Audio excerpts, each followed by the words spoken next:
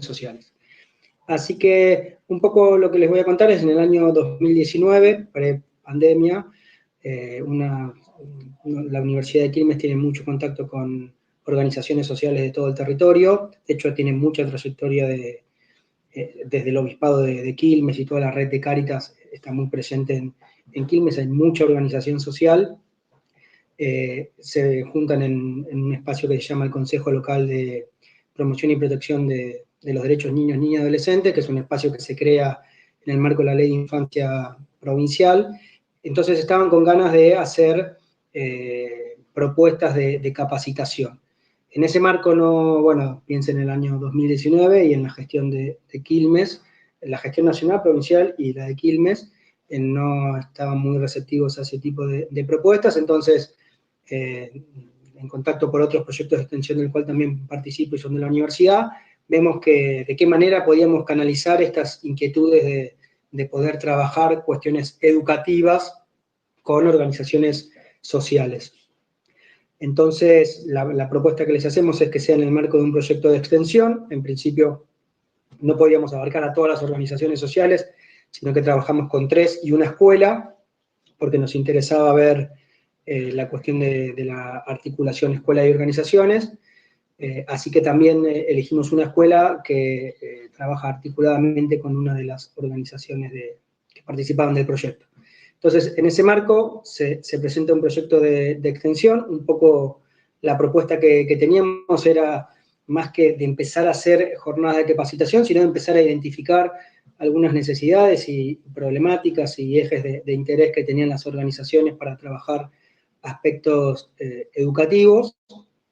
Entonces, se conforma este proyecto donde hay docentes, estudiantes en formación, particularmente en la carrera de profesorado, docentes de las prácticas, docentes de comunicación y educación, que también es un poco la perspectiva del proyecto, docentes de educación no formal.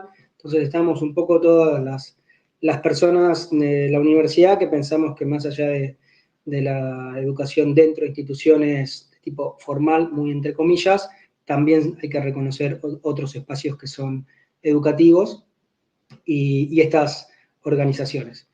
La organización, pandemia a partir de marzo, ¿qué hacemos? Había que reorganizar toda la cuestión presencial de la universidad, las materias en las cuales éramos todos docentes, así que hasta mitad del 2020 y las organizaciones también cerradas, o sea, se presentaba un problema bastante grande, y la organización con la cual decidimos trabajar en profundidad se llama, es un centro comunitario Medalla Milagrosa, de Quilmes Oeste, no sé si más o menos se ubica en la rotonda de Pasco, por ahí, en principio porque las otras organizaciones estaban muy atareadas. En líneas generales en Quilmes lo que pasó es que las organizaciones dejaron de trabajar y entraron dentro de un programa que se llamaba Puntos Solidarios de entrega de viandas de mercadería. Entonces, organizaciones que tenían actividades, talleres educativos, culturales para niños, niñas y adolescentes, actividades como fines, tuvieron que cerrar todo y se dedicaron a cocinar para el barrio. Así que en ese contexto, lo que tuvimos que reorganizar del proyecto es empezar a hacer entrevistas a referentes de las organizaciones y adolescentes que tienen un rol diferencial, que empiezan a trabajar aspectos más desde la coordinación, para ver de cómo empezamos a identificar cuestiones relevantes para trabajar. La idea es que hagamos primero una especie de diagnóstico para pensar después estas intervenciones colectivas. De ahí la idea del diálogo y de la intervención. Y este diálogo con lo que puede aportar la universidad, que son herramientas más de tipo metodológicas. Entonces, lo que fuimos haciendo a lo largo de un año, porque ahí también hay que contemplar que las organizaciones estuvieron todas atravesadas por el COVID en distintos momentos, pues estuvieron al frente de las trincheras entregando mercadería, así que cuando no se contagiaban una, se contagiaban otras, se iban contagiando los grupos, la familia, así que un poco nuestro trabajo era más los que se contagiaron de la universidad, fue como todo un tema, pero llegamos a este acuerdo. Hacíamos entrevistas virtuales a través de Zoom, las grabábamos y el equipo se encargaba de desgrabarlas y hicimos carpetas compartidas y cada entrevista se compartía con la organización, tanto la desgrabación como la transcripción. A partir de esa transcripción nosotros empezamos a identificar algunos ejes comunes de todas las entrevistas que se iban recuperando, y bueno, llegó un momento que dijimos, esto lo tenemos que volver a compartir con las organizaciones, con la organización en este caso, para ver, bueno, qué hacemos con esta información y qué decisiones vamos a tomar.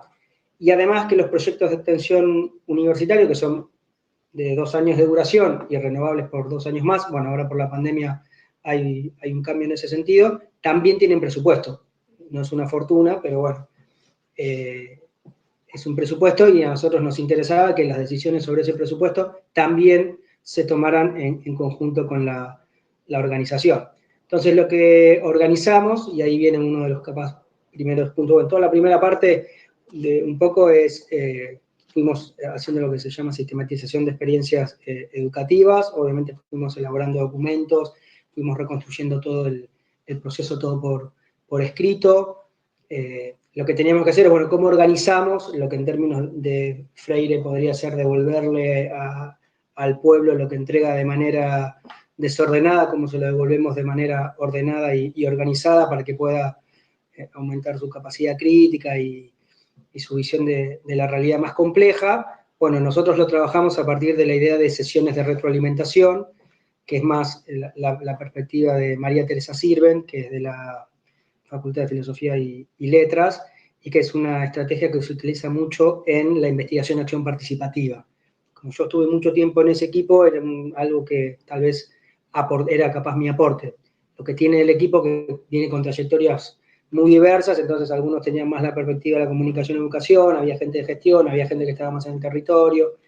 Entonces, lo que se definió fue cómo organizamos una sesión de retroalimentación para realmente hacer poner en común con las organizaciones que era lo que habíamos visto y, bueno, validarlo para ver si realmente nosotros lo que estábamos identificando era lo que ellos pensaban, completarlo, reformularlo y en función de eso sí tomar alguna decisión. Así que para marzo-abril de este año organizamos esta sesión de retroalimentación, que son instancias que se planifican, porque nosotros tuvimos que pensar materiales educativos, que era lo que iba a compartir, pero después se los puedo pasar. Tenía que ser algo muy sencillo, no podíamos pasar diapositivas bien propias de la universidad de 25 páginas y esas cosas. Así que fueron 4 o 5 imágenes en donde un poco lo que se hace es recuperamos, había pasado 1 año y pico, así que recuperamos los objetivos del proyecto, que iban por el lado esto de generar espacios colectivos, producir conocimiento y en función de ese conocimiento realizar algunas intervenciones.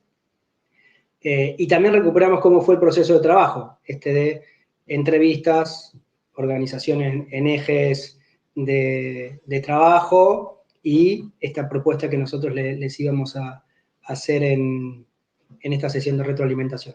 Así que así comenzamos la reunión, armamos una línea de tiempo en función de todo lo que nos habían contado, de todo lo que fueron sus logros, esto también retomado de la perspectiva de Sirven y por lo general de la educación de adultos, de ir recuperando los logros que tiene un grupo, que por lo general siempre es más fácil que identifique todo lo que le sale mal y los problemas y demás, y no tanto los logros.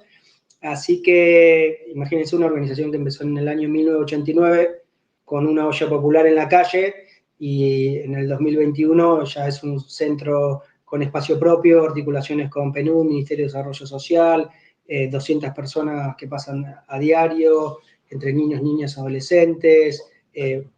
Entonces hicimos un eje que iba por ese lado. Otro eje fue, empezamos a identificar aspectos que se reiteraban muchas veces como áreas posibles de trabajo y de interés, que era la articulación con todo lo que son las organizaciones institucionales del barrio. Están a 2 cuadras de la escuela, vieron esas manzanas, en Quilmes se les llaman las manzanas de las luces, que son esas manzanas donde está el jardín, la escuela, la unidad sanitaria, la primaria, la secundaria, el área laboral, cosas del municipio, bueno, una manzana donde estaba todo eso, lo cual les permite generar muchas articulaciones con salud y educación, la formación y la cuestión de cómo vincularse en un contexto de pandemia con los pibes, las familias, las educadoras de la organización. Y otro eje que también pudimos identificar fue cómo van reconociendo necesidades educativas, ahí sí los centramos en necesidades educativas, y todo esto a partir de, como habíamos desgrabado las entrevistas, a partir de fragmentos de sus propias voces. Y por último, le armamos un cuadro en el cual empezamos también a identificar cuáles eran sus espacios de formación. ¿Por qué? Porque como organización, que esto que les decía, tienen mucho vínculo con Cáritas, siguen, si bien no pertenecen más a Cáritas estructuralmente, siguen teniendo vínculos. Las capacitaciones, algunas estaban orientadas a las educadoras, otras a la familia, otros a los jóvenes. Entonces, dependiendo del espacio formativo, a quién iba el destinatario. Entonces, ahí un poco empezamos a caracterizar cómo eran esos espacios de formación para ayudarnos a pensar cómo nos gustaría que sea el espacio de formación y hacia dónde lo orientaríamos. Así que así terminó la jornada. Volvimos ahí a recuperar un poco esto de, bueno, nuevamente los objetivos para ver hacia dónde íbamos. Y a partir de ahí, al mes, se abre de nuevo un poco el tema de la pandemia, vuelve la presencialidad y la organización decide que va a tener espacios semanales los viernes de 10 a 12 de la mañana donde se van a juntar las educadoras. Fuimos ahí un viernes y comentamos la propuesta a todas las educadoras de la organización, que son bastante más que estas 3 y las 2 adolescentes. Les comentamos la propuesta y ahí se armaron como 2 líneas de trabajo. Una, que es que quieren empezar a fortalecer algunas herramientas tecnológicas, así que ahí mismo bajamos los armamos drive compartidos, empezamos a hacer algunos breves ejercicios para que empiecen a usar la herramienta. Son organizaciones que manejan mucha información en cuanto a pibes, imaginen, pasan 200 personas por día, 188 creo. Entonces, nos parecía importante eso. Y por otro lado, empezar a pensar cuál sería la intervención.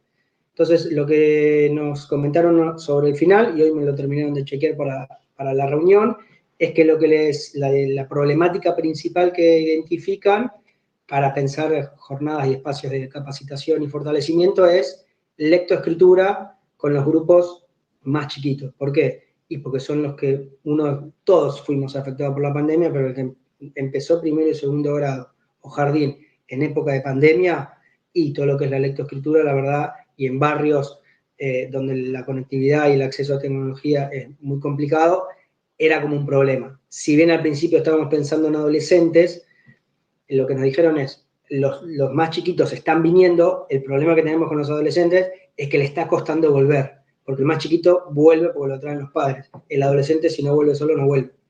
Entonces, lo que nos dijeron es, con los adolescentes vamos a ver el tema de la revinculación, fortalezcamos acá y pensemos la compra de materiales para fortalecer los espacios de lectoescritura con los más pequeños. Entonces, así como para cerrar un poco esta idea de diálogos e intervención, esta cuestión un poco tanto desde la educación popular como desde la perspectiva de la comunicación, educación, que en líneas generales se basa sobre 2 derechos humanos, el de la comunicación y el de la educación. No circunscribe la educación solo a lo escolar, como no circunscribe la comunicación solo a los medios de comunicación. Esta extensión, la idea también de estos conceptos, ¿no? Educación popular y extensión, que tienen múltiples significados. La extensión en algunos casos es más servicios a terceros, transferencia y demás. Nosotros la entendemos más en el sentido de un diálogo, de una producción conjunta, que realmente haya una producción de saberes conjuntas, obviamente con roles diferenciados, porque nosotros lo que aportábamos era poder organizar un poco esa sistematización de la información, y como desafíos, y ahí con esto termino, porque yo creo que ya se me están terminando los 20 minutos, esta cuestión de la articulación. Nosotros por otros proyectos de extensión, que ya se va a otro que tiene 10 años ya, se llama Cronistas Barriales, que también es en la Universidad de Quilmes, que trabajamos con producciones audiovisuales en barrios, de hecho ahora estamos produciendo cosas con los chicos de las organizaciones acerca del impacto de la pandemia en sus vidas y unas campañas de promoción de la vacunación. Veíamos que a veces esta idea de articulación y organizaciones sociales se piensa como que son muy, de la misma manera que se piensa que tienen sentidos únicos. Entonces, por un lado las organizaciones tienen características particulares. Puede haber organizaciones que están a 10 cuadras y sus dinámicas, sus lógicas, sus tiempos institucionales, su forma de trabajo son muy distintas. Entonces, Lo que nos permite la perspectiva de comunicación y educación es entender que ahí hay un conflicto de lógicas, porque además tenemos los tiempos de la universidad, la lógica de la universidad, entonces ahí hay que hacer todo un diálogo. A ver, lo que para nosotros es hacer un Zoom y lo resolvemos en un rato, para otros lugares, ¿no? Y no solo por la cuestión de conectividad, sino por la cuestión de lo que implica abrir una cámara y que las paredes no estén revocadas, cosas como, y la gente acá no tiene espejos, entonces no sabe cómo sale en la cámara, cuestiones que son como más complejas que lo de la conectividad, entonces en algunos casos hubo que esperar que quisieran dar unas entrevistas por cuestiones diversas, no necesariamente de la conectividad, y esto que también nos implica e interpela que todo el tiempo vamos a tener que estar reformulando, y ahí viene la idea de articulación, de que la verdadera, como comprendemos la articulación, es cuando dos elementos se articulan y reformulan sus identidades, porque dos articulaciones entre dos elementos que no van a modificar nada de sus estructuras, va a ser difícil. Así que como planteo general, después podemos seguir conversando, así ya corro mis 20 minutos. Muchísimas gracias, Juan, muy interesante. Dale. Y ahora continuamos con Joaquín. Adelante, por favor. Bueno, muchas gracias. Muchas gracias a los compañeros, a las compañeras de Polo Educativo INPA por la invitación. Cuando me llamó aquí la compañera Alicia, me pidió que si podía hablar un poco sobre los bachilleratos populares. Y aclaro que esto me generó, de inmediato le dije que sí, que por supuesto, que iba a ser un gusto, pero me generó cierta reflexión porque no soy un especialista yo en los bachilleratos populares. Soy una persona que he tenido participación en ellos, ¿no es cierto?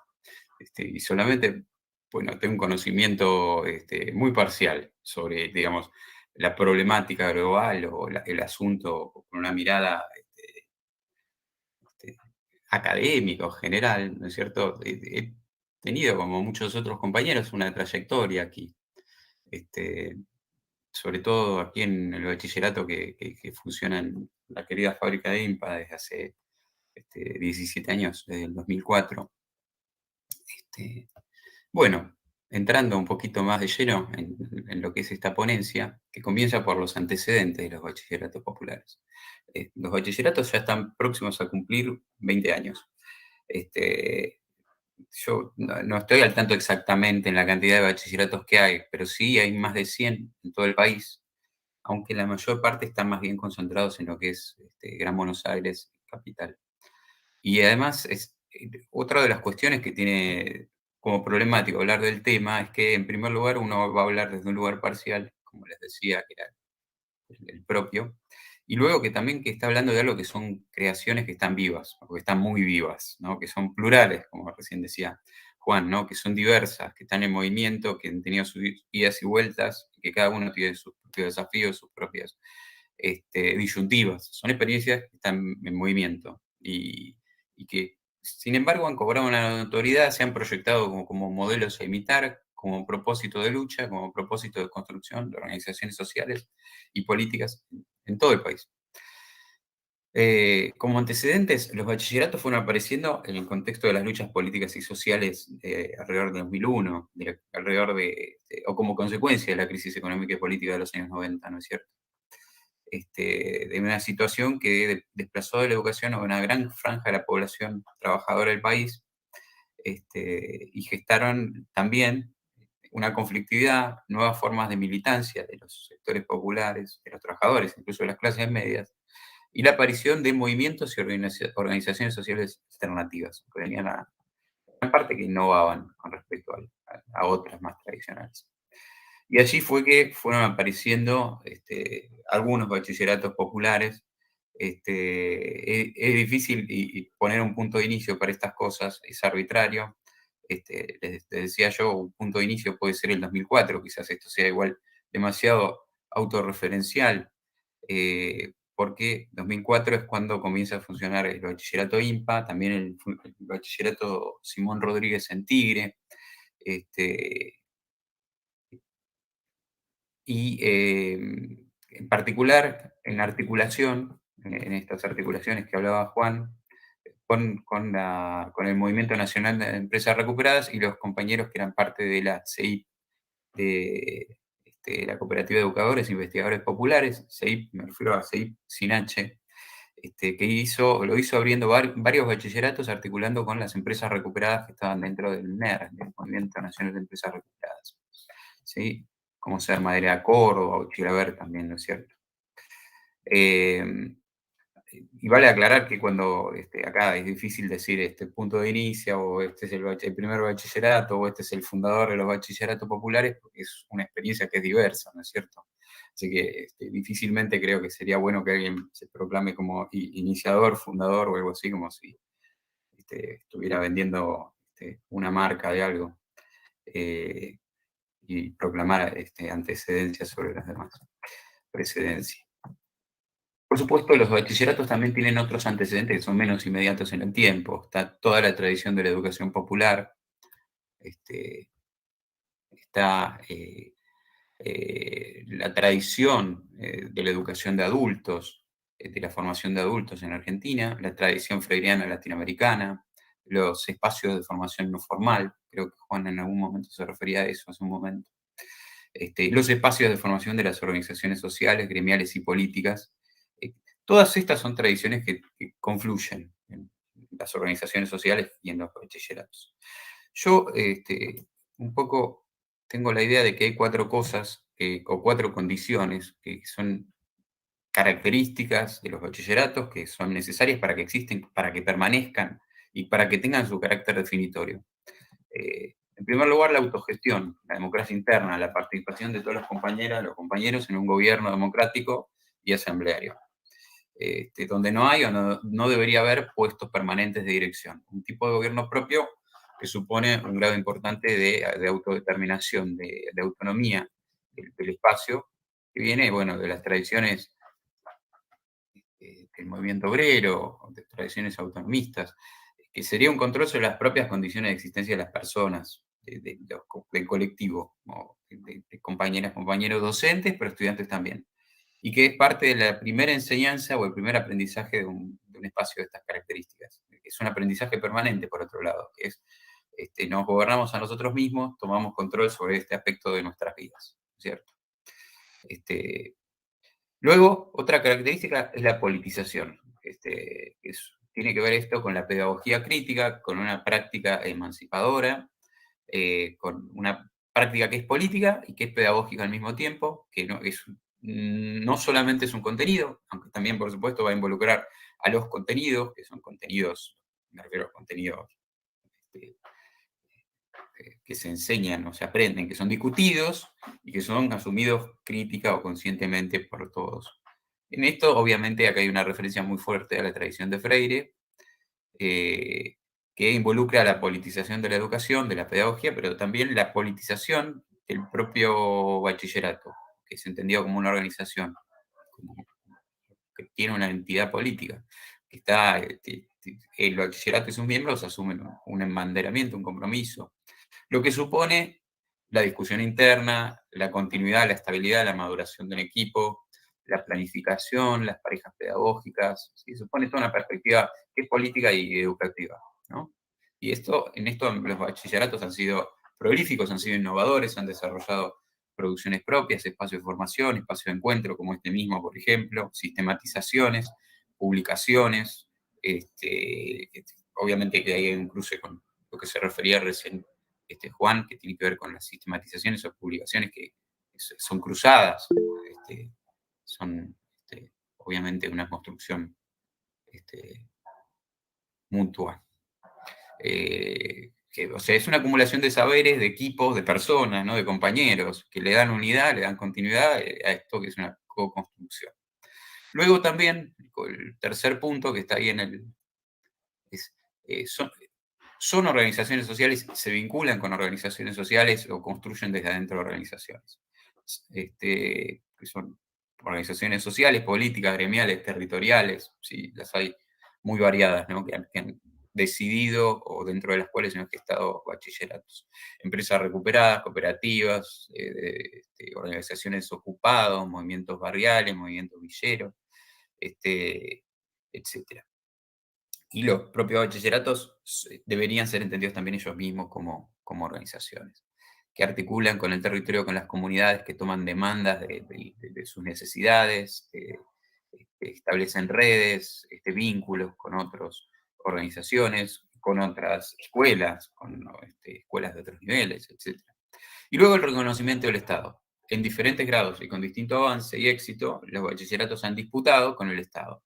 Reconocimiento de las titulaciones, de salarios, de sus docentes como docentes, de becas, de viandas, de conectividad, de sus estudiantes como estudiantes, ¿no es cierto? Aunque es cierto también que hay bachilleratos que han elegido estratégicamente no avanzar tanto en este sentido, ¿sí? Porque no han buscado en igual medida el reconocimiento oficial. Lo que pienso, sostengo es que, aunque esto último estaba diciendo puede ser objetado o debatido por algunos compañeros, lo que sostengo es que es necesario que existan las 4 cosas para que los bachilleratos existan o persistan en el tiempo como tales. Cada una de estas características, la politización, el reconocimiento, la autogestión, la vinculación con organizaciones, la disputa con el Estado, tienen efectos que se combinan, son recíprocos, mutuamente beneficiosos, cada uno se nutre del otro. No alcanza a cada uno individualmente, incluso diríamos que todos son más o menos necesarios, porque cuando uno falta, el proyecto puede perder el sentido y corre el riesgo de generar y de transformarse en otra cosa. Si falta la autogestión, el gobierno interno tiende a verticalizarse, el proyecto se pierde el sentido político, se pierde la orientación, se pierde la democracia interna, se verticaliza, se burocratiza, se pierde el entusiasmo, la épica, la alegría, diríamos. Se debilita políticamente también, está en peores condiciones de disputar, se pierde el sentido político y crítico, emancipador que tiene o debería tener su formación, ¿no? Si se pierde la politización, sucede también algo malo, porque el colectivo docente, los miembros, pierden el sentido último que es su motivo, ¿no es cierto? Pierden su entusiasmo, su dirección, termina convirtiéndose en una escuela más, ¿sí? Una escuela más o menos progresista, pero que se puede llamar bachillerato popular, pero no es lo que dice ser, ¿sí? Se rutiniza la enseñanza, la relación con los estudiantes se vuelve más convencional, los contenidos van a tender obviamente también a despolitizarse, ¿sí? Se pierde la relación con otras organizaciones, etc. Si falta la relación con el territorio, con la organización, también el bachillerato se aísla, se convierte en una isla, se convierte en algo vaciado del sentido, porque no tiene relación con el entorno, no tiene relación con las organizaciones que están cerca, etc. Si falta el reconocimiento oficial, va a ser mucho más difícil para la experiencia sostenerse en el tiempo. Y también es difícil que cobre un sentido para muchos estudiantes que valoran mucho la titulación, ¿no? Bueno, en la siguiente placa, yo voy a hacer una breve paneo por la historia de los bachilleratos populares en estos últimos 15 años, en sus disputas con el Estado, en las cuestiones internas que involucraron las tensiones o las tendencias que hacen a cada uno de estos puntos. Los bachilleratos organizaron sus propias redes, construyeron múltiples vínculos con cantidad de organizaciones y entre ellos mismos, ¿sí? Construyeron coordinadoras incluso de bachilleratos desde 2005, y hay muchas otras redes que nuclean a los bachilleratos, ¿sí? Y muchas organizaciones, incluso organizaciones de segundo o tercer grado, han parado la creación de bachilleratos populares. Han aparecido toda una serie de disyuntivas y de tensiones, ¿sí? La posibilidad de que los bachilleratos, bueno, pierdan su continuidad en el tiempo, ¿sí? Hay muchos casos en que han perdido, no han tenido éxito, ¿sí? Hay ocasiones en las que existieron problemas que involucraron, por ejemplo, la autogestión y el gobierno interno, ¿no es cierto? Que falla la democracia interna y la organización se burocratiza por adentro, se vuelve más autoritaria, se vuelve una organización directorial centralizada. Hay fuertes tensiones muchas veces entre los propios bachilleratos y las organizaciones sociales por la política pública, por la dirección que quieren, por sus objetivos, por cuál es el tipo de bachillerato que quieren tener. Y muchas veces esto se presentó en la forma de la gestión estatal versus la gestión social y cooperativa, ¿no es cierto? Esto aparece muy claramente con la ley del año 2006,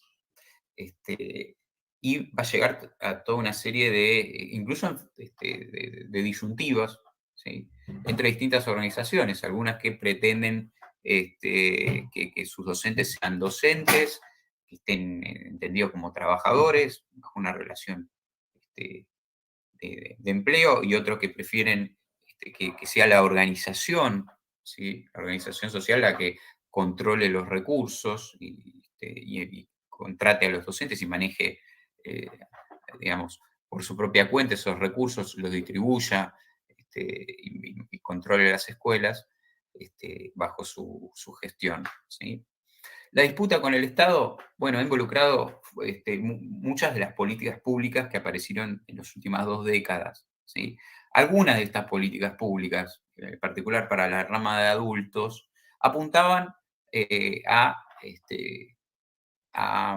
sistemas o subsistemas dentro de la educación de adultos que tendieron sobre todo a promover formas de capacitación rápida para los adultos, o a una titulación rápida, ¿sí?, a políticas, a veces a políticas de ayuda social, a la formación de recursos para el mercado laboral, incluso a la enseñanza a distancia, ¿sí?, lo que de alguna manera volvía al paradigma compensatorio clásico que existía en la educación de adultos, lo que en muchos términos implicó un deterioro, una simplificación en la educación de adultos, incluso en algunos casos de financiamiento y cierre de la oferta pública para adultos, privilegiando en lugar de eso una promoción más rápida y fácil, e incluso llevando a la precarización de la situación laboral docente, ¿sí? Todo lo cual, esto aparece, por ejemplo, con muchos de los planes que están aquí, ¿no es cierto? Con Adultos 2000, que es el plan bastante antiguo ya, con los fines que aparecieron hace más de 10 años, y que dieron lugar a un fuerte debate en el marco de lo que fueron los bachilleratos populares, pero que aparecen plasmados también en la nueva escuela secundaria en la ciudad de Buenos Aires, y también en las políticas de cierre sistemático de los espacios de adultos, que fueron muy notables en la provincia de Buenos Aires en los últimos años, sobre todo de parte de la administración anterior del gobierno, ¿sí?, con el cierre de espacio de formación de rama de adultos. Entonces, todas estas políticas que acabo de describir, muchas veces eran desafiadas por los bachilleratos populares, porque los bachilleratos populares más bien se han enrolado en la idea de una formación integral, en la idea de una formación de calidad, a la vez que emancipadora, que apunta obviamente a la concientización en términos de clase, en términos de género, en términos alimentarios, incluso mental, colonial, étnico, etc. De manera tal que esto dio lugar a toda una serie de tensiones importantes, ¿sí?, que marcaron un cierto contraste, porque los bachilleratos lograron entre 2008 y 2011, especialmente en ese momento, en esa coyuntura, alguna serie de avances y logros relativamente importantes en términos de la disputa con el Estado, que después de esa coyuntura, que fue la coyuntura de mayor apertura, digamos, donde se logró forzar una mayor apertura en la disputa con el Estado, después se hizo un poco más difícil, ¿sí? Aparecieron las tensiones con políticas públicas que apuntaban en un sentido distinto y que incluso buscaban en alguna medida sustituir o reemplazar a algunos de estos bachilleratos populares que habían tomado una masividad y tenían un poder ya de imitación relativamente importante en lo que es el área o la rama de educación de adultos, ¿sí? Voy a ya avanzar hasta la última placa para ir cerrando, Entonces, como perspectivas, finalmente, de lo que será el futuro de los bachilleratos populares, existe hoy, muy evidentemente, y no dejó de existir nunca, una demanda educativa masiva de trabajadores que no tienen terminalidad del secundario. O sea, es un número enorme, la cifra de personas que son una demanda efectiva o latente para adultos. Y existen políticas públicas que son restringidas, que en muchos casos son paliativas, que son compensatorias, o de una calidad que no es la que nosotros deseamos, y que están orientadas más bien en la formación para el mercado, a la titulación, o a aparentar números para las estadísticas. Y están las organizaciones populares. Las organizaciones del campo popular que siempre activan, continúan activando y teniendo la educación como un aspecto importante en sus objetivos. Entonces los bachilleratos populares siguen teniendo hoy una razón de ser. ¿Cuál será el camino de los bachilleratos populares en el futuro? Bueno, hay básicamente tres, probablemente los tres sigan existiendo en el futuro. Camino uno es que los bachilleratos populares se conviertan en una rama de la política pública, se domestiquen o entren a ser reemplazados o absorbidos o tiendan a perder un poco su sentido originario para convertirse en parte del aparato de la política del Estado. El camino 2 quizás sea el peor, ¿sí? Que los bachilleratos ya existentes se aíslen, se burocraticen, se desvinculen del movimiento social y político, ¿sí? Es algo que ocurre, ¿sí? Lamentablemente, muchos compañeros esto lo hemos vivido en carne propia, ¿no es cierto? Bachilleratos que se terminan convirtiendo en la negación o en la degeneración de lo que deberían ser. Y en una tercera opción, la más deseable quizás, que los bachilleratos populares puedan recrearse, y esto va a ser siempre que se vuelvan o continúen siendo parte del poder popular, ¿sí? Lo que supone efectivamente que vuelvan a basarse en la autogestión, en la politización de su interna, en la politización externa, o sea, su vinculación con organizaciones sociales y la disputa con el Estado. Bueno, aquí cierro, compañeros, disculpen la extralimitación del tiempo. Muchísimas gracias, Joaquín, por tu exposición, y bueno, adelante, Alicia, por favor. Ay, estaba muteada. Bueno, vamos a hablar un poquito del Polo Educativo INPA, que sería el espacio nuestro. El 22 de mayo del 1998, un grupo de trabajadores y militantes populares tomaron la empresa INPA, Industria Metalúrgica y Plástica Argentina, localizada en la Ciudad de Buenos Aires, barrio de Almagro, que eran 10 al 4300. Y se da origen a la cooperativa 22 de Mayo, que se conoce popularmente como la Fábrica Recuperada INPA. Este hecho impulsó un proceso de recuperación de empresas que fue acompañado por movimientos culturales y educativos. Y como método de lucha se instala en la fábrica el Centro Cultural INPA y se crea el Bachillerato Popular de Jóvenes y Adultos INPA de impronta freiriana. Ya como una evolución o como un crecimiento de la parte educativa, en 2013 nacen los profesorados populares INPA, con docentes que vienen de los bachilleratos populares y el apoyo de los trabajadores de INPA, y se dicta la primera clase de matemática el 11 de marzo de 2013, y ese es el que nosotros marcamos como el cumpleaños de nuestro profesorado. 4 años más tarde se logra la incorporación a la enseñanza oficial. Es un proceso muy largo de 4 años y tiene que ver con lo que Joaquín comentaba, esto de lo que cuesta la disputa con el Estado. Es un proceso burocrático, lento, complejo.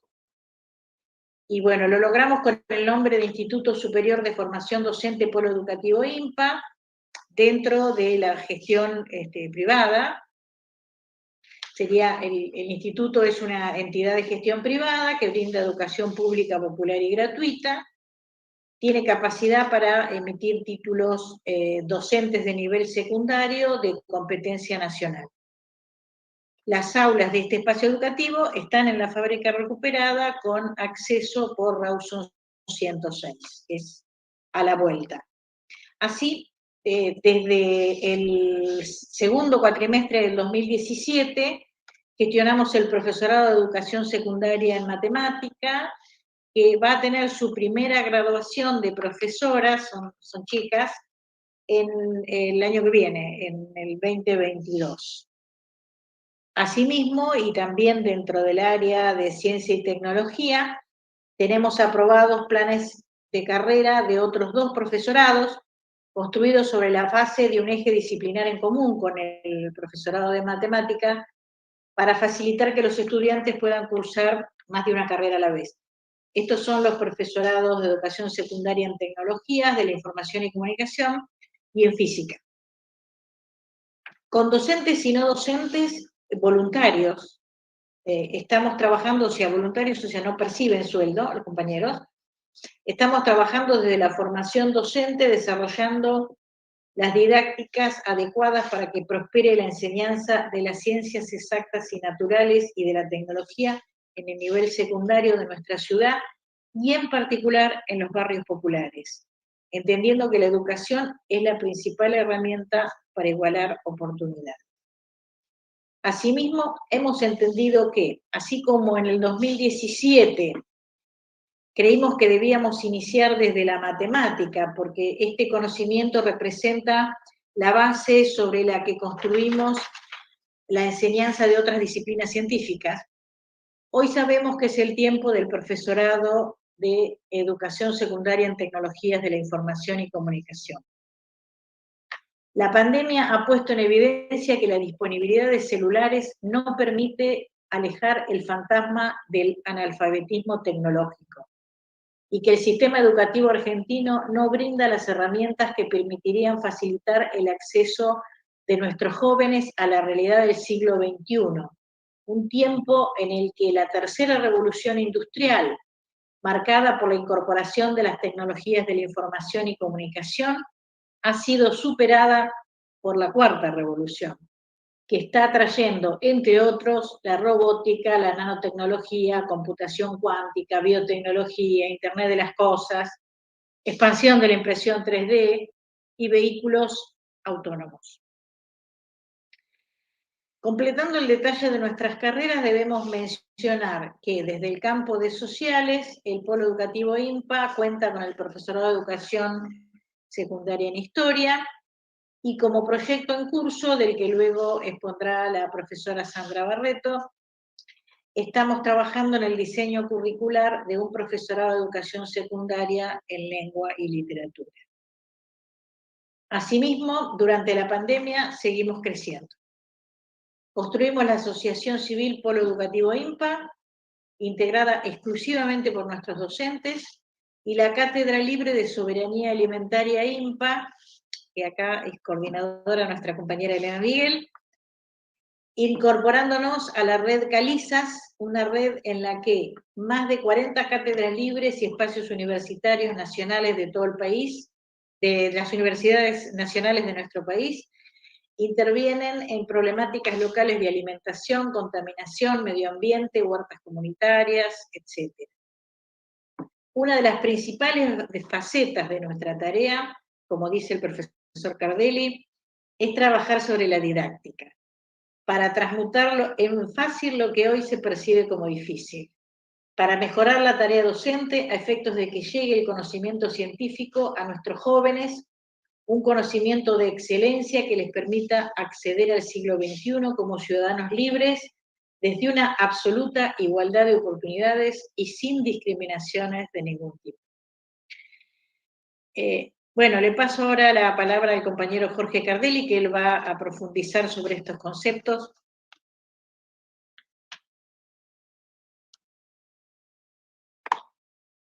Estás muteado, Jorge.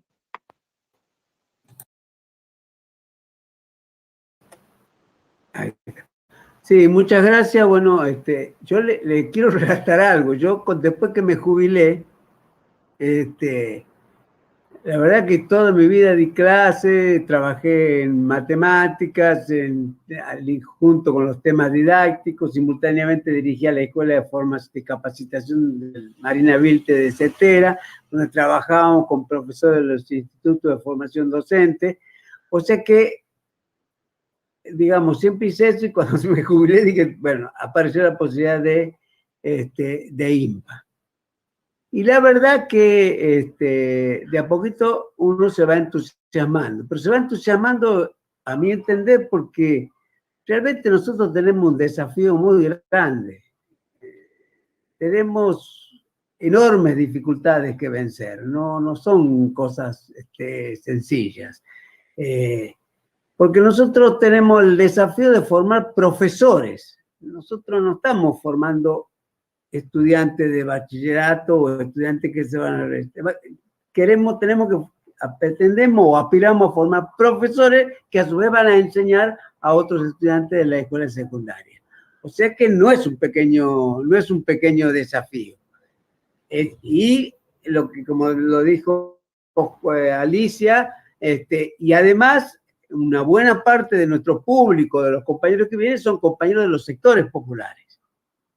Y eso genera y eso implica una serie de condiciones, y por el otro lado, en el plano particular de la enseñanza de la ciencia. Porque la enseñanza de la ciencia es un viejo problema y en todo caso adquirió su más profundo debate y su mayor fuerza por los 60, 70, y después ya con la venida del neoliberalismo ni siquiera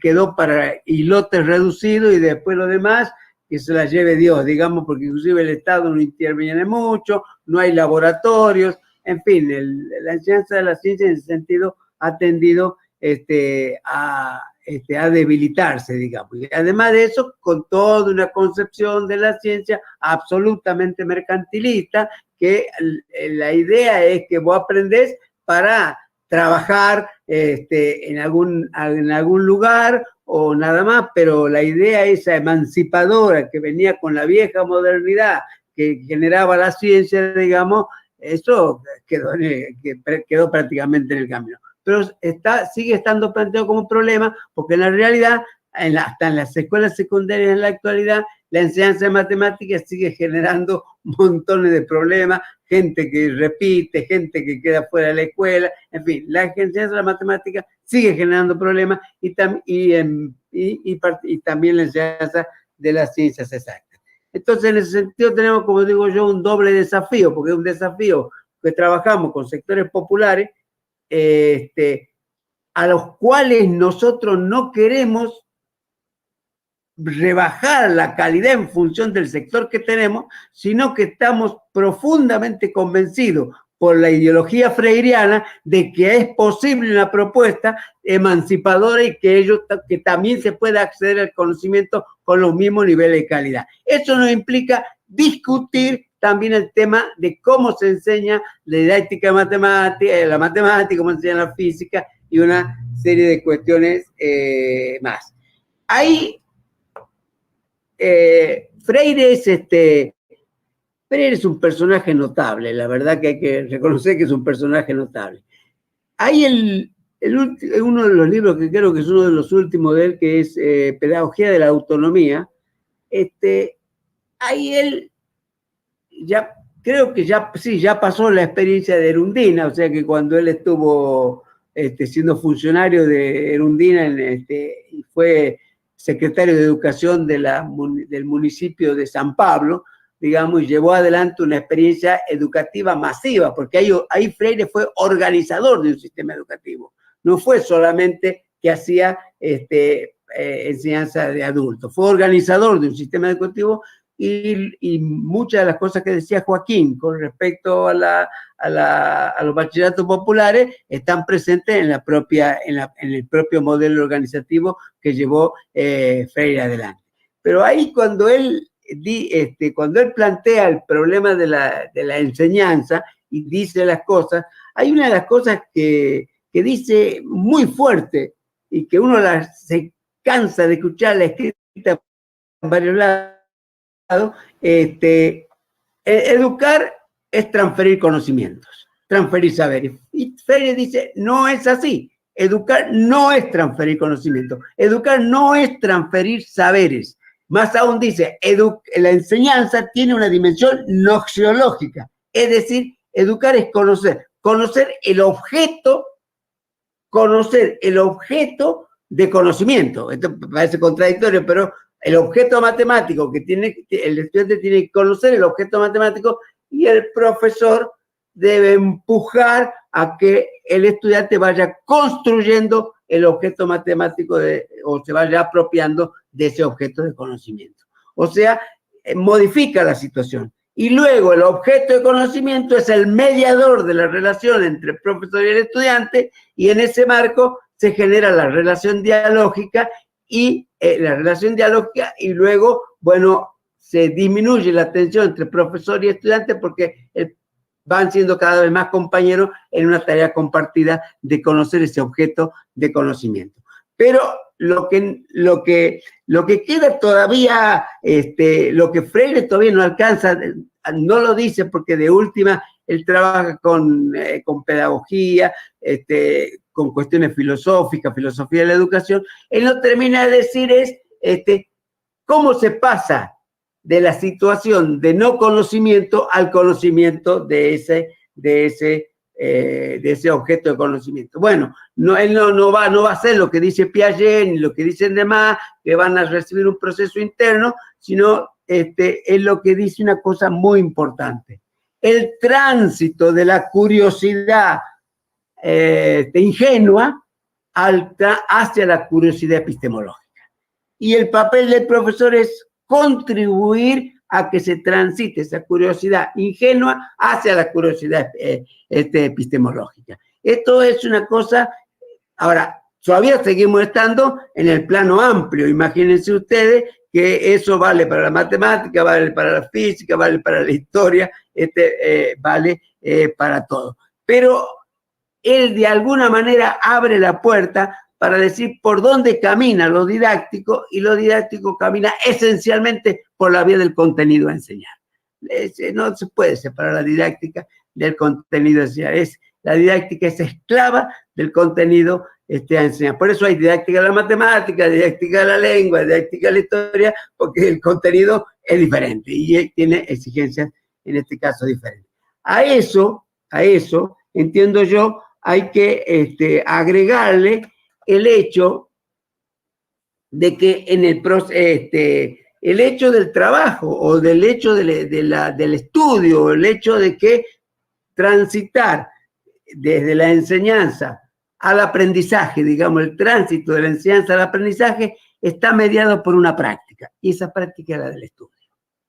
No tiene otra vuelta. El estudiante, cuando va a clase, estudia con el profesor, y cuando le dan tarea a la casa, estudia, y cuando agarra un libro, estudia, y cuando se estudia solo, estudia él, y el que le dirige sus estudios es el profesor. La función principal del profesor es dirigir los estudios del estudiante. Eso genera un reconocimiento a la autonomía del estudiante, porque no es el profesor el que le mete la cosa en la cabeza, sino le dirige su propia práctica para que pueda acceder al conocimiento. Esta es una idea que permite, que ha tenido mucho desarrollo, inclusive en el plano de la enseñanza de la ciencia, fundamentalmente, bueno, porque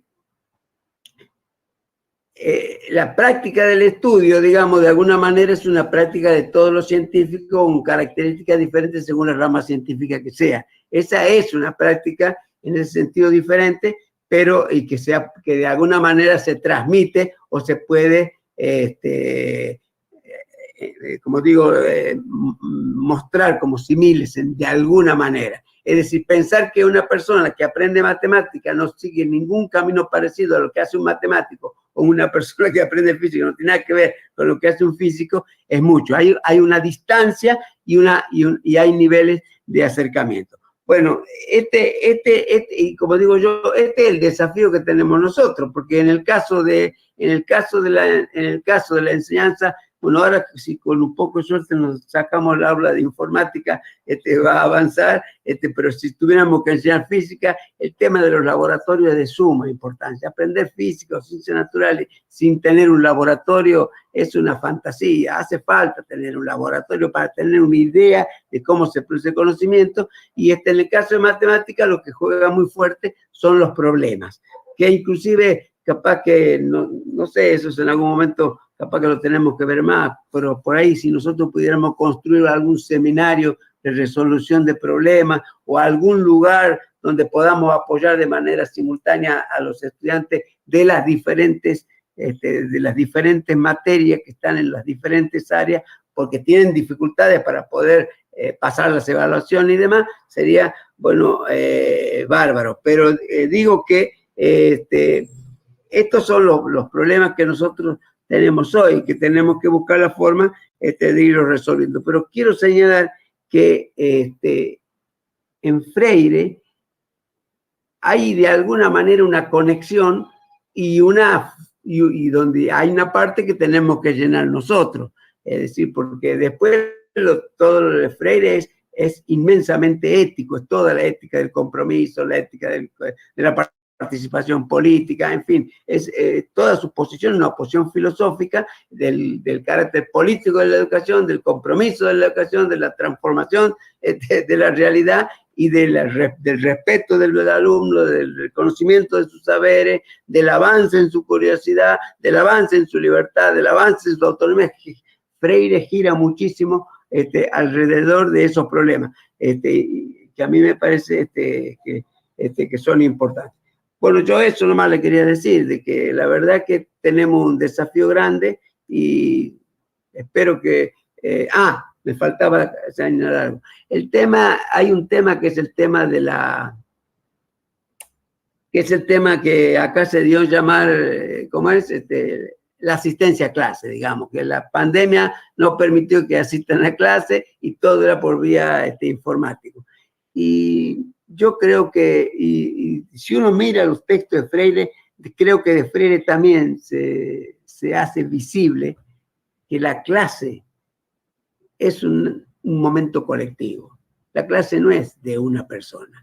La clase es colectiva, es una experiencia comunitaria.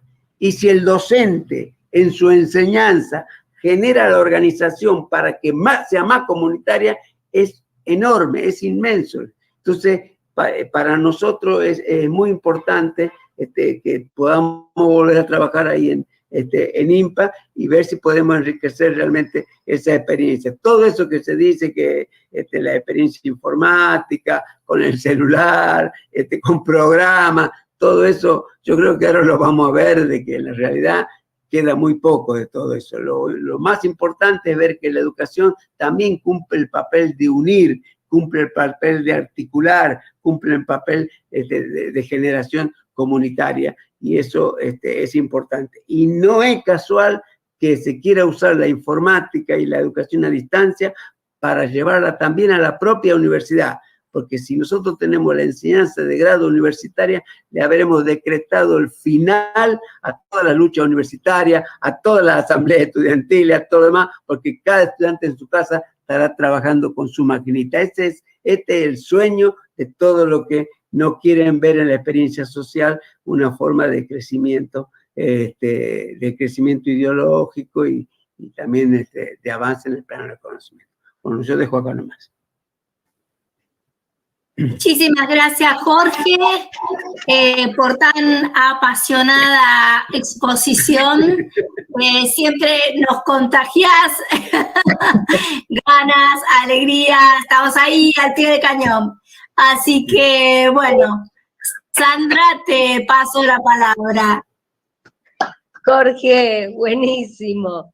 Bueno, voy a tomar, yo no me voy a extender mucho, simplemente les voy a contar sobre el nuevo proyecto que tenemos de la apertura del profesorado de letras o lengua y literatura. Todavía no sabemos cuál es su objeto nominal, pero había pensado empezar de otra forma, de otra manera, pero me dio un puntapié, Jorge, que me encantó lo que dijo, que decía en su momento, en toda su oratoria, el profesor dirige la enseñanza para que pueda acceder al conocimiento.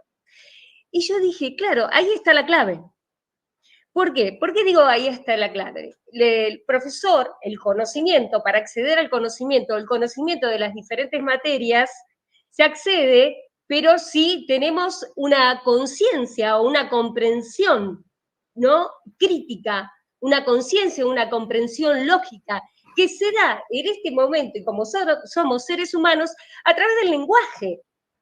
Y siempre decimos, ¿no?, la educación popular, que yo creo que la educación popular, más allá del enriquecimiento que hizo Joaquín, la educación popular para mí es la contribución que se hace ampliamente en la educación, es la contribución democrática que se hace en la educación.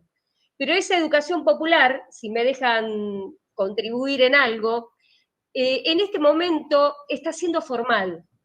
No todo el mundo puede acceder a la educación, y aún a la educación popular, porque yo maravillosamente desde el 2017 que estoy en el INPA, nunca había contribuido en la educación popular, y gracias, bueno, al lugarcito que me dieron, yo me doy cuenta, ni aún alguno de los estudiantes podían acceder a ir por la plata que significaba el boleto, porque no tenían la posibilidad de dónde dejar a sus hijos.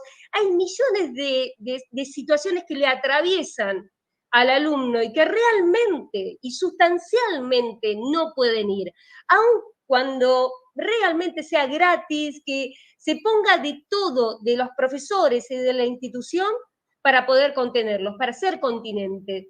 Pero otras cosas atraviesan. Y yo creo que la educación popular es el formato y la corriente que más cerca está de ser vamos a ponerle, una institución donde puede acceder, ¿no?, y que sea sustancial y que no sea formal, como dice el gobierno. La educación es para todo. No, mentira, la educación no es para todo, es mentira.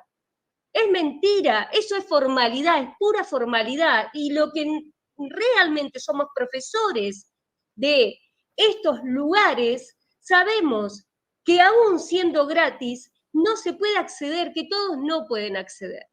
Entonces, bueno, me desvío un poquito hablando de la educación popular y de lo que contribuye pragmáticamente a esta franja de gente vulnerables y sin acceso.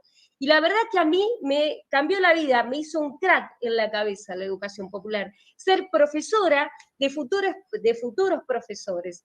Por eso en un momento hablé con Alicia y le dije, ¿podemos abrir el profesorado de letras? Y ahí es donde Alicia me dijo, claro que sí que podemos abrir el profesorado de letras y ojalá podamos abrir todos los profesorados, o la mayoría de los profesorados, de las materias que se vayan dando y ahí dije, ¿por qué? ¿Qué es lo que contribuye el profesorado de letra o lengua y literatura? Esto que al principio decía, la formación de conocimiento es la formación también de conciencia o de comprensión lógica o de comprensión crítica. Y esto lo da a través del lenguaje. Monologar, el monólogo interno, que muchas veces hablan los escritores, el monólogo interno, el poder hacer que el chico o la persona o el adulto realmente pueda monologar con sí mismo. Ahí está cerrada la imposibilidad. El lenguaje es la base de todo y siempre lo hablo con mis compañeros y mis colegas. Primero el lenguaje. Sin el lenguaje, ¿qué hacemos? Sin el lenguaje, porque la educación popular está tomada por todo lo que es los movimientos sociales. Pero la comunicación nosotros la damos a través del lenguaje, no hay otra. Y nosotras como profesores o profesoras de lengua y literatura tenemos el compromiso total de ofrecer esta comprensión crítica.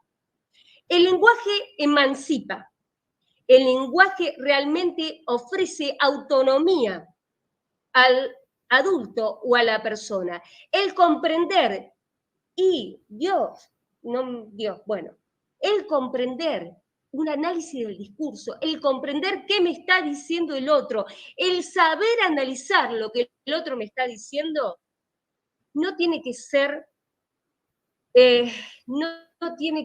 de una clase social, no tiene que ser solamente de un manojo de personas que lo puedan hacer, tiene que ser de todo. Y esto solamente lo aplica la lengua y la literatura. Y por eso estoy totalmente, pero totalmente convencida que la lengua y la literatura, no sé si es la base, pero es muy importante que esté dentro de las esferas de la educación popular. Y para terminar, este programa que tenemos en el INPA, con este proyecto, hay una inclinación sumamente enriquecedora en, esto sí se los voy a leer porque no me acuerdo todas, en todo lo que hacemos para poder emerger o para poder visibilizar algo que está tapado por años, o que fue tapado siempre, no está tapado por años, que fue tapado siempre, que son estos grupos vulnerables, estos grupos sin posibilidad de emerger. Y nosotros, como profesores de lengua y literatura, estamos haciendo todo lo posible para que el ministerio, en algún momento, que nos dé el ok, también pueda dar el ok a este programa, que tienen estudios como la cultura y la literatura indigenista, como influencia de los géneros literarios clásicos en la cultura latinoamericana, y como todo lo que se nos puedan acercar, o la gente que pueda pueda influir, para que busquemos ese lugar, ¿no? Ese lugar donde tiene que realmente contribuir la educación popular. Así que ojalá que este proyecto, que le estamos poniendo muchísima garra, muchísima fuerza, pueda salir en algún momento, porque la matemática es importantísimo, y más como ciencia, que estén dentro de las esferas sociales más vulnerables. Pero chicos, sin lengua y literatura y sin ampliación y comprensión de los discursos, no hacemos nada. Así que vamos de la mano. Gracias por este momento y gracias por dejarme explicarle. Profesora, sin la comprensión de textos, los profesores de álgebra se suicidan. O sea, obviamente que la lengua es importante. Sí, totalmente. Además, disculpen, pero el no poder comprender qué está diciendo el otro, yo tengo una inscripción en análisis del discurso, y el no poder comprender qué está diciendo el otro subordina, esclaviza. A veces dicen, qué palabras tan lindas y rimbombantes, y está diciendo una tontería, pero el otro no lo puede comprender, y queda esclavo de esas palabras, que son rimbombantes, nada más. Entonces, ayudar a comprender eso es un gran desafío. Bueno, gracias, chicos. Muchísimas gracias. Bueno, acá tengo un par de preguntas. Tengo una pregunta para Juan. ¿La implementación del proyecto es parte de la articulación con la universidad? Bueno, esto es así. La universidad tiene muchos proyectos. La universidad tiene 3 funciones básicas, que es docencia, investigación y extensión. La extensión es una de las funciones que tiene la universidad. Históricamente la extensión ha tenido, nuevamente, distintas formas de comprenderse. En algún momento la extensión, se habían, en algunos casos, cursos para la comunidad, y se ofrecían algunos cursos. Como bien mencionaron acá, a partir de los 90, mucho de ese vínculo con la comunidad, con la sociedad, neoliberalismo mediante, empezó a hacer vínculo con el mercado, lo cual se transformó en transferencia de servicios o venta incluso de servicios o de tecnologías, pero en la línea en la cual nos posicionamos nosotros, entendemos que este vínculo con la comunidad es un poco lo que recuperaba Joaquín de los bachilleratos, y la experiencia también que comentaban ahí Alicia de los profesorados, y lo que decía Jorge, bueno, es construir vínculos. Entonces, nosotros no vamos a vender nada, nosotros no vamos a transferir ningún conocimiento que elucubramos adentro de un aula, sino es en tratar de generar condiciones para que realmente se dé esa producción de conocimiento colectivo, y que ese conocimiento colectivo le permita al grupo tomar decisiones para transformar su propia realidad. ¿Cuál es la realidad concreta en este momento que se piensa transformar? Que además es injusta, y ahí lo relaciono con lo de Sandra, el problema que están teniendo para aprender a leer y escribir. Y no solo los de primer grado, porque en Quilmes lo que estamos viendo, esto lo estamos viendo más por el lado del diploma de alfabetización del que formo parte, es que en los primeros años de la secundaria también hay muchos problemas de lectura. Entonces, esto es, en realidad son espacios institucionales para ¿cómo es? Sigue toda una lógica y un circuito administrativo, esto que le decía de las lógicas y los tiempos institucionales de la universidad. Esto requiere que hay que elaborar un proyecto.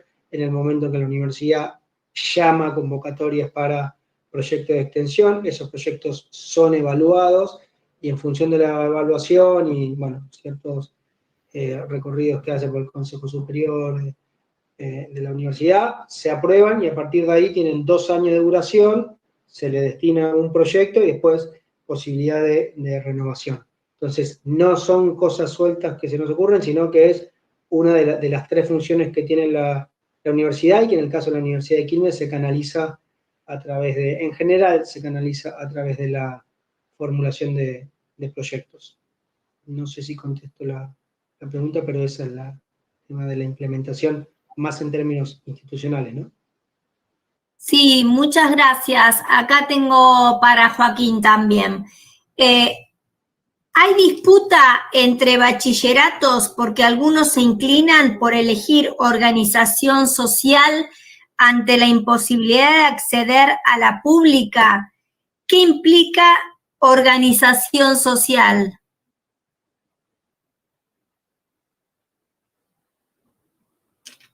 Sí, sí. No sé si una disputa, pero sí una división estratégica, y bueno, porque son 2 opciones a mano que son bastante distintas. En el caso de la gestión social, es muy distinta a la relación laboral, porque los docentes no van a ser empleados, docentes empleados en blanco, como ocurre bajo una relación laboral en una escuela pública, ¿sí? Por ejemplo.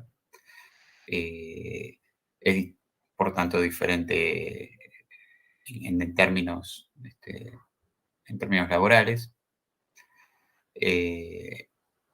Caso distinto es cuando se logra la gestión dentro del marco estatal, ¿sí? Cuando los bachilleratos u otras organizaciones han logrado inscribirse dentro del marco estatal, dentro de la gestión estatal, bueno, allí es diferente la relación laboral, es diferente la estabilidad, es otro tipo de vínculo que se construye. Es otro vínculo también el que tiene la organización, porque la organización, en el caso de la gestión social, va a manejar los fondos de una manera bastante arbitraria, o sea, los puede manejar como disponga la organización. O sea, podría tranquilamente decir, hoy tomo a estos docentes y mañana no. ¿no? El caso de la gestión estatal también se puede prestar a problemas, porque te pueden aparecer problemas con otros compañeros, te pueden hacer divisiones y cómo haces para sacarlo de encima, ¿no? Bueno, sí, esas son algunas situaciones que están ahí en el medio.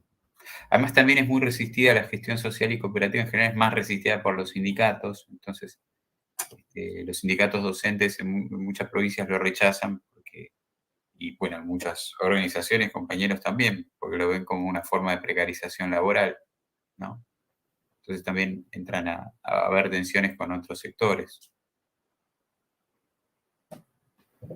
Muchas gracias, Joaquín. Y tengo una pregunta para Sandra.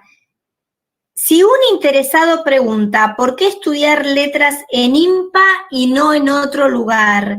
¿Qué le contestarías? Que no hay que dudarlo, no tiene que dudarlo, tiene que estudiar en IMPA. No, ahora, más allá del chascarrillo y de esta inocente respuesta, el profesorado de IMPA, que está en proyecto, tiene otra propuesta. Eso es particular.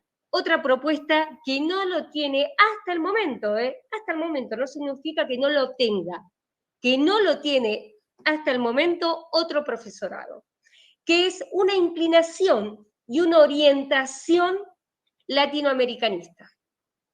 Tiene todos los componentes, todas las materias, o la mayoría, no todas, la mayoría de las materias que tiene el profesorado, pero a la vez hay una parte que se inclina particularmente a lo que es Latinoamérica. Cuando hablamos de la inclinación a Latinoamérica, hablamos que nuestro lenguaje está influido. Es importante porque el oyente está influido. Y está influido por otras lenguas. Generalmente en otros profesorados se ven las lenguas clásicas, por una parte, y después nuestra lengua es estudiada a través de los diferentes lingüistas o profesionales, ¿no?, de la lengua. Acá lo que vamos a hacer, o lo que queremos hacer y que va a resultar, es que nuestra propuesta es que nuestra lengua está absolutamente influida y que nuestros grupos de pueblos originarios también están, porque va a haber una profesora excelente que va a tomar cátedras sobre estas posturas que estoy diciendo, que nuestros grupos de pueblos originarios también influyeron en la construcción de nuestro castellano presente, que no pasa en otro lugar, que lo pasa muy por arriba. Nosotros vamos a hacer hincapié en eso, que las lenguas de pueblos originarios están presentes, que te lo dicen de vez en cuando, ¿no? Que los textos literarios, que los textos que no son literarios y otros textos están presentes, que son tan importantes como las otras lenguas que influenciaron ante la suprema conquista de estos pueblos. Entonces, sí, es interesante estudiar en el IMPA.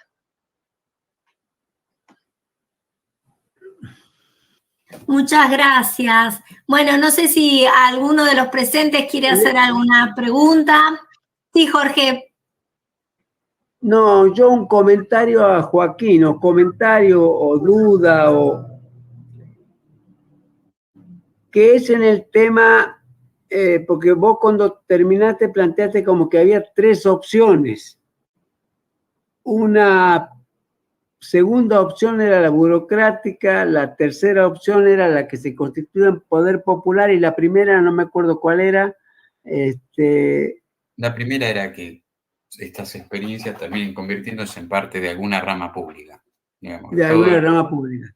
Que todos No, yo terminen ahí lo que convirtiéndose veo, en fines o algo así. Yo ahí lo que veo es que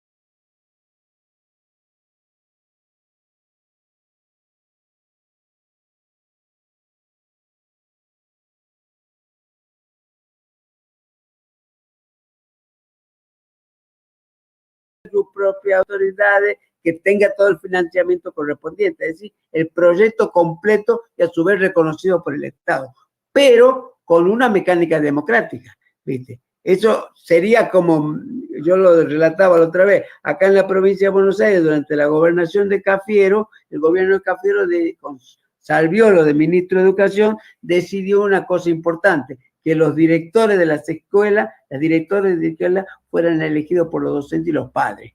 Bueno, se armó, por supuesto, los docentes fueron los primeros que se opusieron porque no querían que los padres ingresasen a las escuelas. Es decir, realmente lo importante era de un proceso de democratización escolar. Digo yo, la experiencia, lo que caracteriza la experiencia de Freire o la organización de un sistema educativo, porque ahí no estaba organizando una cátedra, sino una totalidad, justamente lo primero que fue es la democratización de la organización. Además de eso, para la enseñanza de la ciencia, convocó a todos los profesores de las universidades y demás. El libro de Robertito Elizalde sobre la experiencia de Freire, se lo recomiendo a todo el mundo, es una barbaridad porque esclarece a uno sobre lo que uno puede querer, inclusive desde el punto de vista educativo. No sé qué opinas de esto que digo, Joaquín. ¿Te parece sensato? Sí, la escuela pública y popular y democrática, ¿no? Claro. Sí. Que era lo que me faltó decir porque recién estaba respondiendo al tema de la diferencia entre gestión estatal y gestión social. Uno de los aspectos que tiene la gestión estatal es que busca acercarse, rescatar y mejorar la educación pública.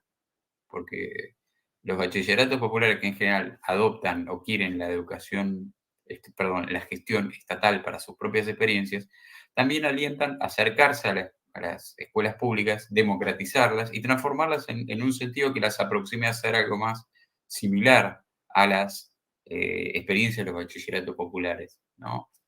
Que, como bien decías vos, Chango, es algo que no se va a lograr solamente si en este barrio o en aquel barrio o en aquel lugar. Va a tener que ser una política pública Claro, que transforme las cosas exactamente desde un plano superior, porque bien que se haga de abajo, está muy bien, por supuesto, porque así las cosas van a salir mejor.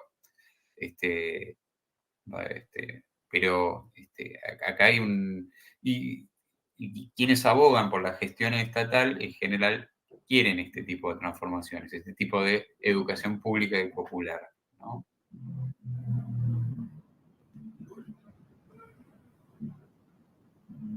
Bueno, muchas gracias por todos los comentarios, los aportes, las preguntas.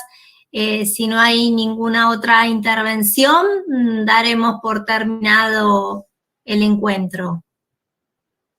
Muy bien, muchas gracias, muy bueno. Ahí, Alicia. Bueno, muchas gracias por la invitación y hasta luego. Buenas noches, buen fin de semana. Sí. Una pequeña preguntita para todos, o sea, para que podamos hacer una reflexión conjunta respecto a este vínculo que se genera, que atraviesa la educación popular en los distintos niveles, ya sea el nivel secundario de adultos que abarcan los bachilleratos, el nivel universitario, el nivel terciario como somos nosotros, y formación docente. O sea, la pregunta o la reflexión que les quiero pedir es hasta dónde podemos generar articulaciones para enriquecer y para tratar de que todo el trabajo que vamos haciendo desde la educación popular se pueda compartir en los distintos espacios y nos permita crecer a todos simultáneamente, o sea, para no generar comportamientos estancos donde todos trabajamos y investigamos y generamos muchas cosas, pero si logramos socializarlas, yo creo que esto puede tener mucho más potencia. La pregunta iba, ¿qué opinan al respecto? Yo si querés recojo el guante, y viendo que están las prácticas del lenguaje y de lengua, literatura y matemática, nosotros en la otra línea de laburo que estamos viendo ahora también estamos articulando más, a ver, siempre articulamos con el territorio, pero ahora desde el profesorado, bueno, de hecho nosotros estamos acá en el marco de una articulación con el profesorado. Lo que estamos viendo ahora, bueno, estamos relevando en organizaciones cuáles son las materias que, bueno, no sé si bien en provincia, no sé bien ahora cómo habrá quedado en capital, si bien vivo en capital, estoy más cercano al sistema educativo de la provincia de Buenos Aires. Esto que armaron el 2020 y el 2021, toda una unidad pedagógica, razón por la cual nadie repite, pero todo lo que les quedan del 2020 se va a trabajar en 2021, y hay un poco lo que se ve que el sistema educativo formal respondió como responde siempre: hagan un trabajo integrador final, lean un texto y respondan 2 millones de preguntas. Razón por la cual los pibes no van a hacer eso.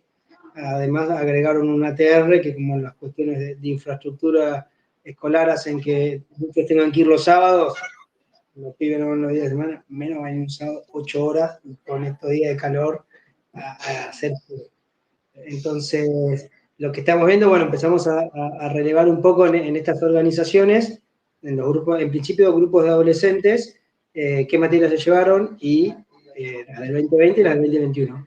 Lamentablemente para Jorge Justo, matemática es como top.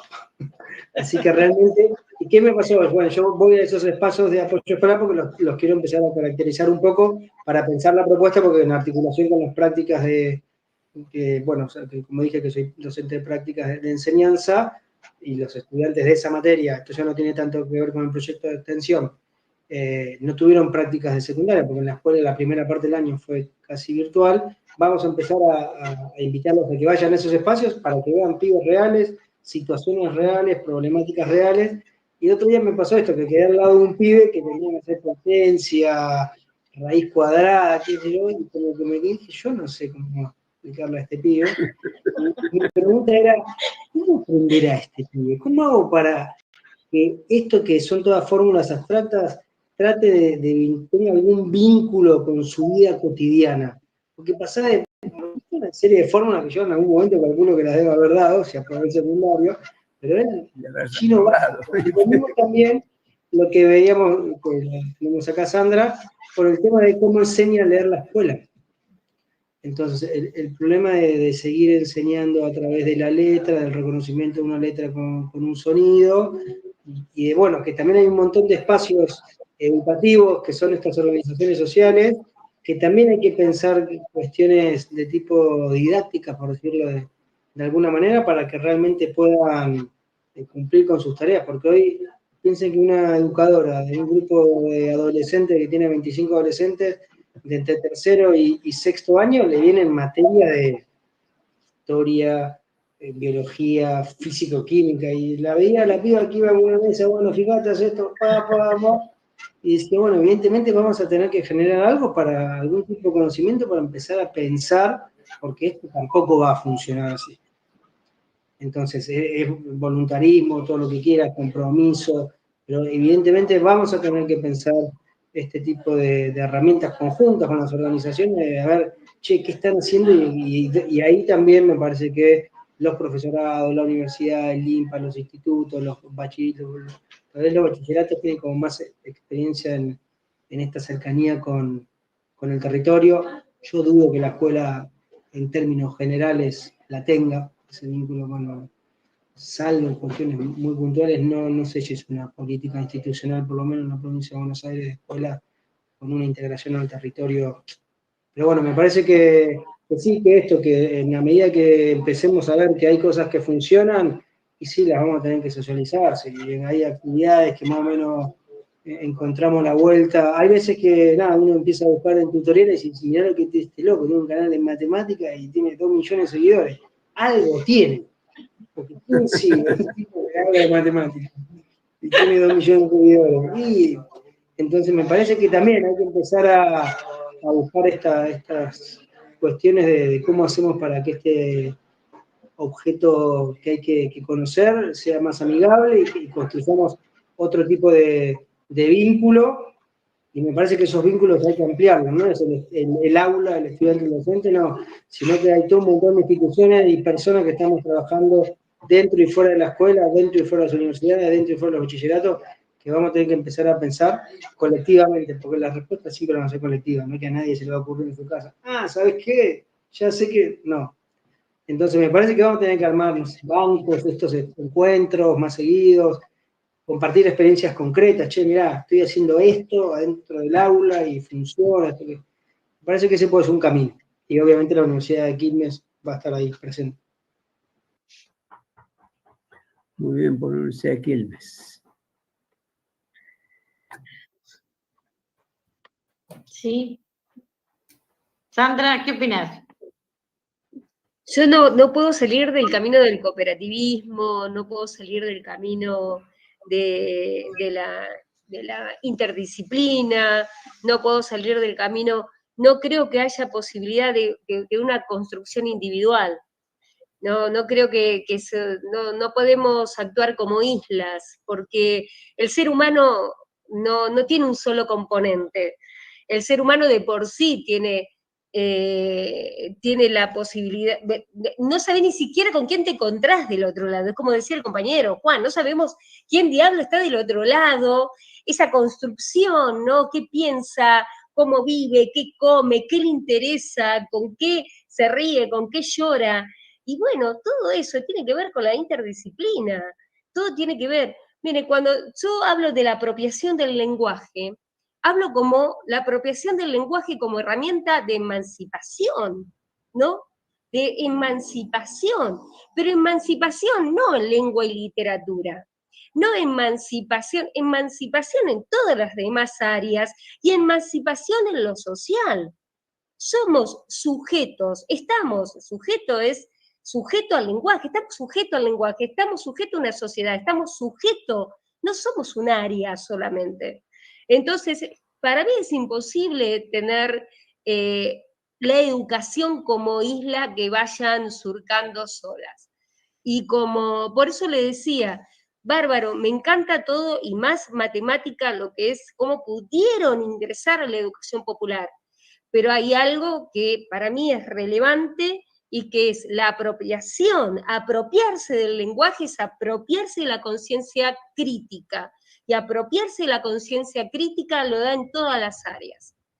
Por eso me interesa, y siempre, y más desde que estoy en terreno, ¿no?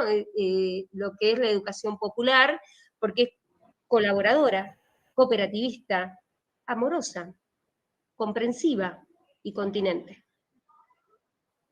Hablo mucho, soy de lengua, me voy a callar. No, muy bien. No, nos viene muy bien el enfoque de lengua a los que estamos tan rígidos, ¿no es cierto?, con disciplinas más exactas, como se dice, pero creo que nos va a enriquecer muchísimo incorporar el profesorado en lengua. Además, el hecho de que trabaje autóctono, o sea, realmente ya con esa idea, cuando me tiraste esa idea, ya me compraste. Ya está. Sí, qué bueno. No tenemos nada en la oferta de profesorado de ese tipo con un enfoque así, ¿no? Es decir, es como... No sabemos, como decía Juan, bueno, ¿cómo vamos a aprender a enseñar? ¿Cómo? No lo sabemos todavía. Estamos surcando y seguramente vamos a surcar. Pero sí sabemos que tenemos voluntad comunitaria.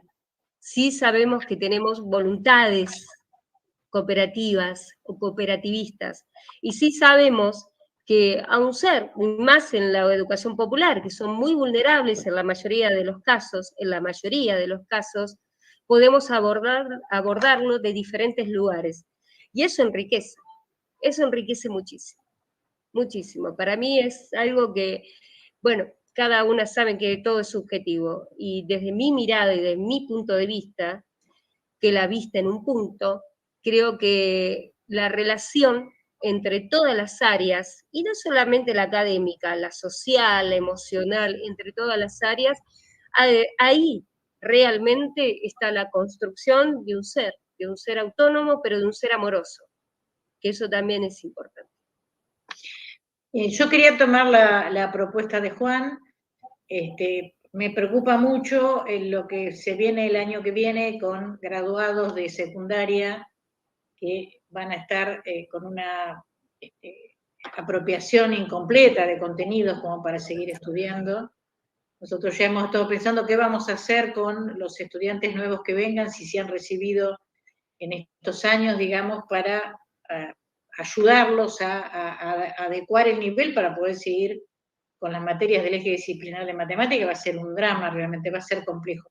Yo decía que tomo la propuesta de Juana en el sentido de que estaría muy bueno coordinar reuniones el año que viene, hacer encuentros de reflexión entre docentes, para ir compartiendo diagnósticos, para ir compartiendo lo que se está haciendo, en virtud de que este problema de la salida de la pandemia lo vamos a tener todo, lo vamos a tener en todos los niveles, ¿no? No sé qué les parece, pero me parece interesante como apuesta para programar algunos encuentros el año que viene, invitando a compañeros de distintas asignaturas, o sea, que sea, como le gusta a Sandra, interdisciplinario, ¿no? Y ahí tenemos, a ver, ¿puedo? Y nosotros tenemos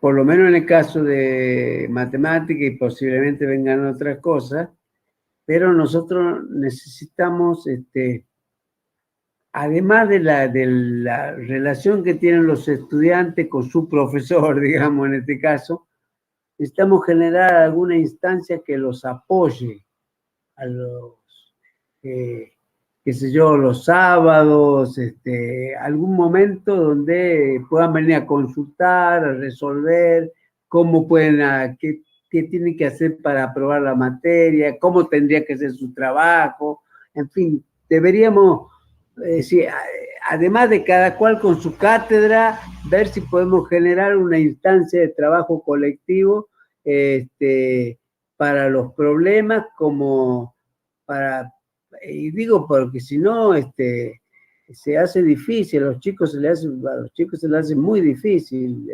Además, son compañeros que trabajan muchos a veces no no pueden llegar a horario porque tienen su trabajo, muchas son compañeras inclusive, tienen, encima de eso son compañeros, seguro que trabajan más que el marido, porque además de seguramente hacen el trabajo de la casa, o sea, hacen un esfuerzo muy grande, es muy meritorio lo que hacen algunas compañeras para seguir estudiando. Entonces, si nosotros pudiéramos generar algún mecanismo más colectivo de ayudarlos o mecanismo de consulta, no sé cómo todavía, la verdad no se me ocurre, pero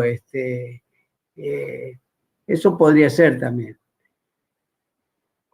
Sí, me pasó durante todo este periodo de pandemia que cada vez que compartíamos con las distintas cátedras de nuestro mismo profesorado y los profesores contaban las experiencias que tenían, porque nosotros tenemos estudiantes, como dice Jorge, muchos de los cuales están en villas, no tienen conectividad, tienen una serie de problemas, y me sorprendía de todas las cosas que inventaban nuestros profesores. O sea, cuando hacíamos un compendio de lo que se les había ocurrido a cada uno, teníamos un abanico de posibilidades. Entonces lo que digo es, seguramente en otros espacios también hay docentes que están inventando cosas, pensando, entonces tratar de intercambiar todas esas experiencias creo que puede ser muy enriquecedor, ¿no?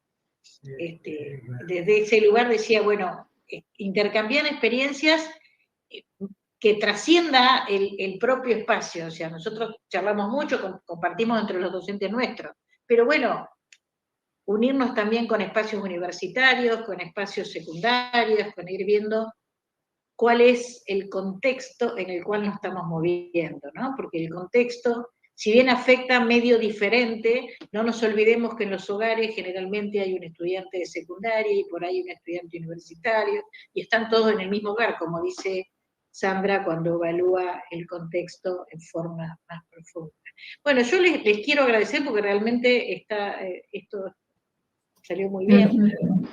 Creo que una cosita nomás, ya en el marco de Freire, que me parece que nosotros también lo estamos trabajando, que vamos a tener que hacer un buen reconocimiento de ideas y saberes previos. Suponer que las personas que este año estén en el nivel que estén, entraron a primero, tuvieron quinto y sexto en virtualidad. Entraron a primero de la universidad, quinto y sexto dependiendo del sistema educativo, es cuarto y quinto, también. Entonces, no vamos a tener que dar por supuesto ningún conocimiento, seguramente vamos a tener que recuperar incluso ciertos procesos, ciertos hábitos, ciertas dinámicas de estudio, y algo que estamos proponiendo incluso nosotros como desde el espacio de las prácticas es utilizar horas de la materia para leer con los grupos. O sea, no le decimos lean este texto, no, lo leen en clase. Y lo terminan de leer en clase y lo vamos a discutir. Porque este es un espacio de aprendizaje, de estudio. Entonces, ¿de qué me sirve que vos vayas a leer a tu casa y no tengas nadie que te pueda ayudar? Entonces ahí, y más cuando vamos a trabajar con pibes, bueno, léelo acá, tenés una duda, estoy acá. Y construyamos estas condiciones de posibilidad de conocimiento. Me parece que vamos a tener que también que nosotros romper con muchas lógicas que nada, las venimos trayendo, y me parece que esto, reconocimiento de ideas previas, y no, por supuesto, que porque están en primer año los dos anteriores, no olvidarnos que los dos anteriores fueron en pandemia. Sí, sí. Claro. Sí. Muy bien. Bueno, genial. Genial eso de la lectura en clase. Bueno, chicos, me encantó. Fue la primera vez que pude participar en el conversatorio.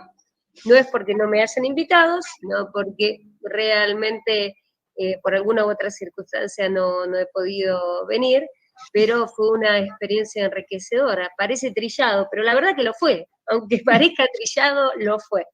Así que espero verlos en otros lugares, y más que tenemos vínculos, ¿no? Ahora la Universidad de Quilmes con el Polo Educativo INPA. Así que mis más atrevidos y agradables agradecimientos. Bueno, muy bien. Bueno, muchas gracias, gracias por la invitación y Muchas saludos. gracias. Seguimos en contacto, ¿vale? Que anden bien. Muchas gracias. Gracias, compañeros. Gracias. Buenas noches. Gracias por habernos acompañado en este ciclo. Chaucito.